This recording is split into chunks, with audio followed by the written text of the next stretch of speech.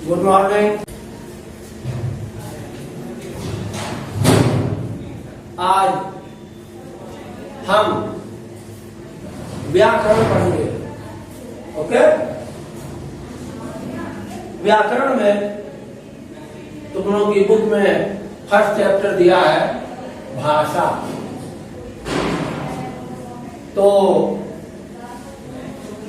इस टेस्ट से, इस पाठ से तुम्हारे टेस्ट में भी आने वाला है, तो ध्यान पूर्वक मेरी बातों को सुनो।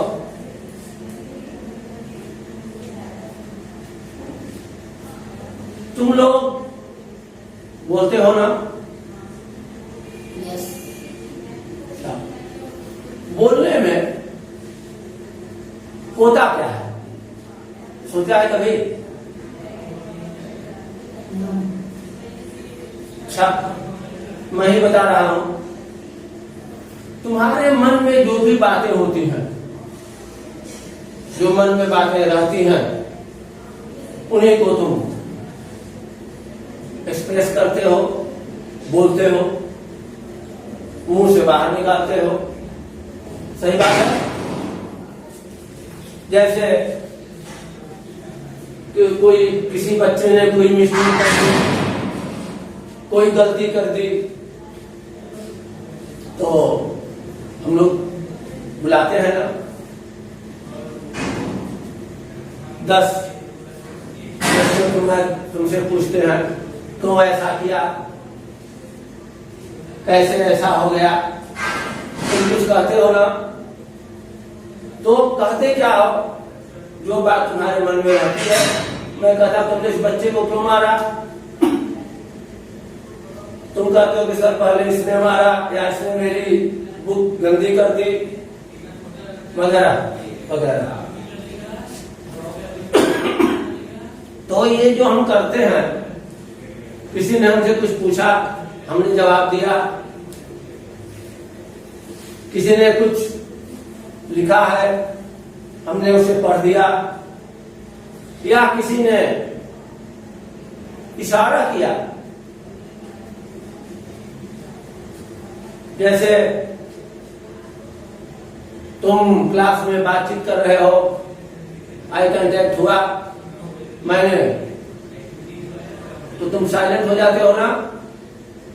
तो ये सब इसी को कहते हैं भाषा। तो भाषा को हम यूं कह सकते हैं कि अपने मन की बातों को दूसरों के सामने प्रकट करना ही भाषा कहलाती है।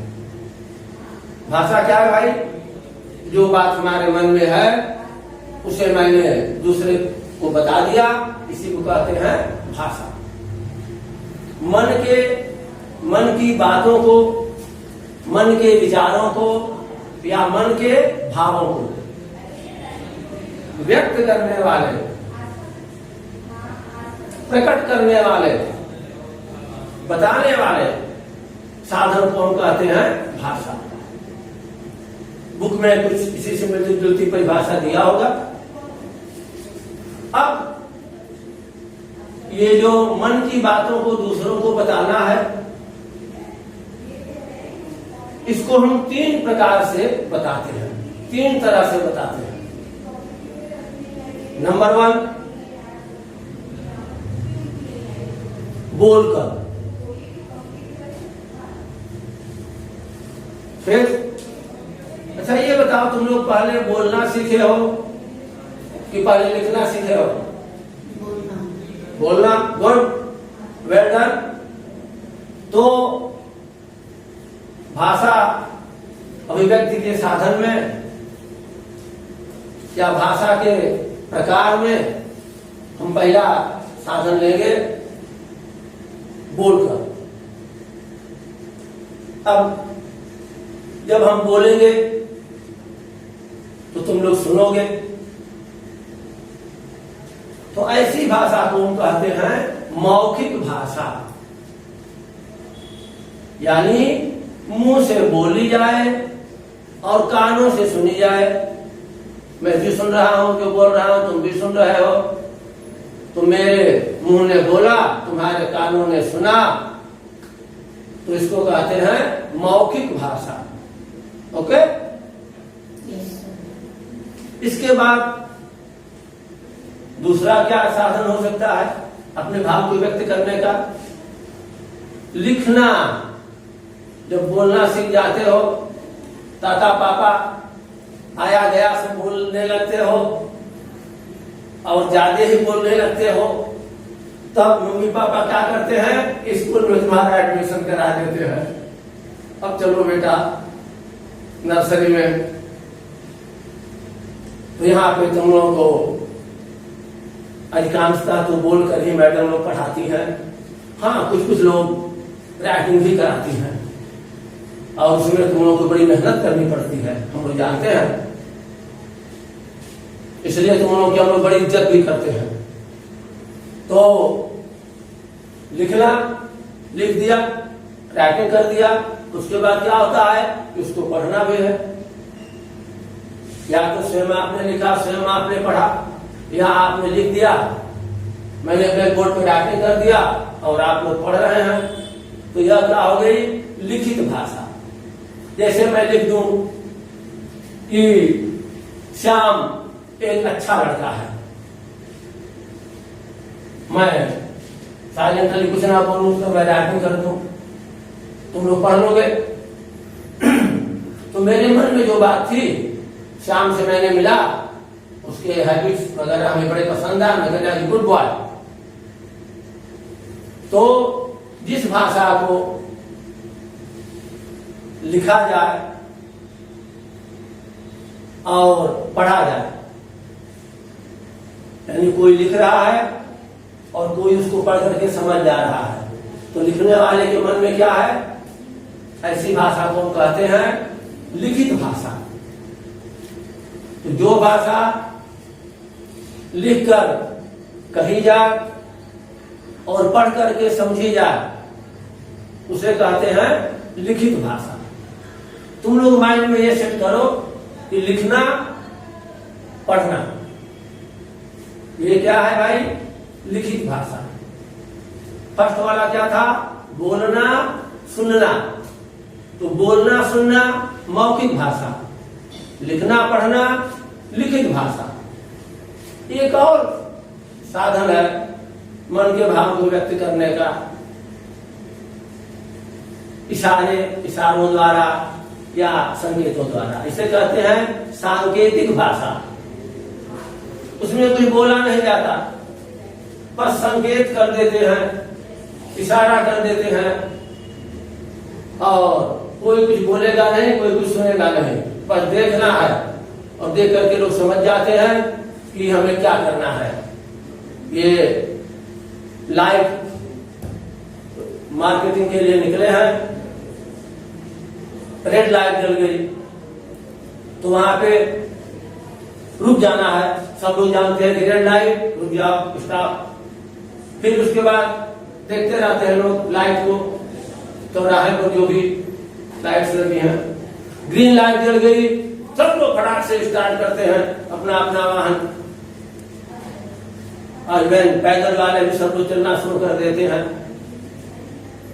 कहीं पर येलो लाइट बिजली गिर गई, उसको भी जानते हैं लोग कि थोड़ा वेट करना है। या मैंने हाथ से इशारा किया तो तुम स्टैंड अप हो जाते हो, मैंने हाथ से इशारा किया तुम बैठ जाते हो। मतलब मैंने कोई बोला नहीं, संकेत कर दिया और तुम समझ गए। मेरे मन में जो बात थी मैंने संकेतों द्वारा बता दिया, तुम समझ गए। इसको कहते हैं सांकेतिक भाषा। तो बेटा भाषा के कितने रूप आपको बताया मैंने? नंबर 1 मौखिक भाषा, नंबर 2 लिखित भाषा, नंबर 3 सांकेतिक भाषा। मौखिक भाषा किसे कहेंगे? बोलना सुनना मौखिक भाषा है, बस इतना है आपके लिए। नंबर 2 लिखित भाषा, लिखना पढ़ना लिखित भाषा है। नंबर 3, संकेतों द्वारा बताई जाने वाली भाषा सांकेतिक भाषा। इसको आप लिख देंगे संकेतों द्वारा ज्ञान कराना। तो भाषा के 3 रूप क्लियर। आपकी बुक में सब अंडरलाइन भी हुआ है और इस सब बातें भी अंडरलाइन मैंने कराया है, पहले आपको होमवर्क में भी दिया जा चुका है। अब इसके बाद कुछ बातें ये दिए हैं कि भाई विश्व में अनेक भाषाएं बोली जाती हैं। अमेरिका में अमेरिकन, तो इंग्लैंड में इंग्लिश, स्पेन में स्पेनी, रूस में रशियन, ये सब। उसी तरह से भारत में भी, भारत की वैसे राष्ट्रभाषा तो हिंदी है, लेकिन यहाँ भी जो स्टेट्स हैं, प्रदेश हैं, उनमें अपनी अपनी भाषाएं हैं। सब लोग हिंदी इंग्लिश पढ़ते हैं, लेकिन अपनी भाषाएं प्रमुख रूप से जानते हैं, विशेष तौर से जानते हैं। जैसे आप बंगाल चले जाइए तो वहां की भाषा क्या है? बांग्ला। असम में चले जाइए, असमी। इधर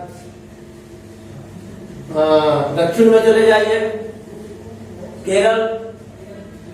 केरल में क्या है भाई? मलयालम। आंध्र प्रदेश कन्नड़।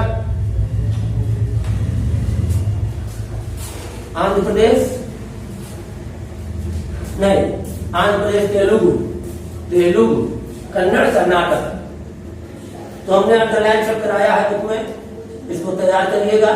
पंजाब में पंजाबी, गुजरात में गुजराती, कर्नाटक में कन्नड़, केरल में मलयालम, तमिलनाडु में तमिल। आंध्र प्रदेश का इसमें नहीं दिया है। महाराष्ट्र मराठी आ गया। बाकी कुछ पक्षियों की आवाजें दिए हैं, तैयार रखिएगा। बस आज की पढ़ाई इतनी ही। टेस्ट में सब आना है, आप तैयार करेंगे। Okay, thank you.